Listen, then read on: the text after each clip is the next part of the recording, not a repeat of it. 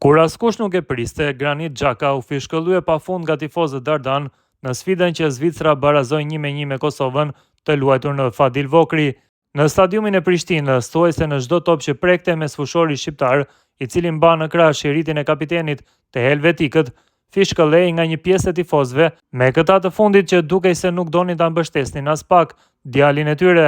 Pas sfidës mjaft i zhgënjur ishte vetë 33 vjeçari, i cili pranoi se nuk është ndier mirë dhe se gjesti i bërë ndaj tij e ka goditur rënd.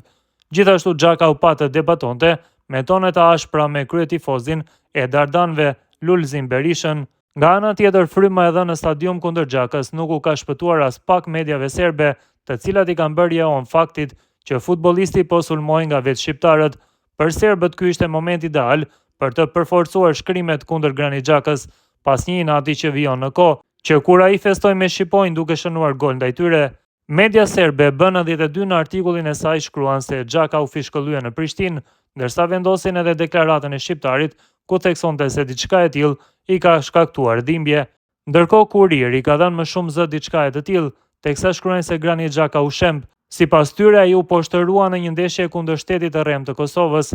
Dukshëm ky gjest i bërë nga një pjesë e tifozëve Dardan ka kënaqur serbët, të cilët kanë shfrytzuar rastin për të goditur sërish. Rikujtojmë se Granit Xhaka në çdo përballje në fushë ka treguar me krenari origjinën e tij, shoqëruar edhe me simbolin e shqiponjës, gjë e cila vazhdon të dhembi shumë tek serbët.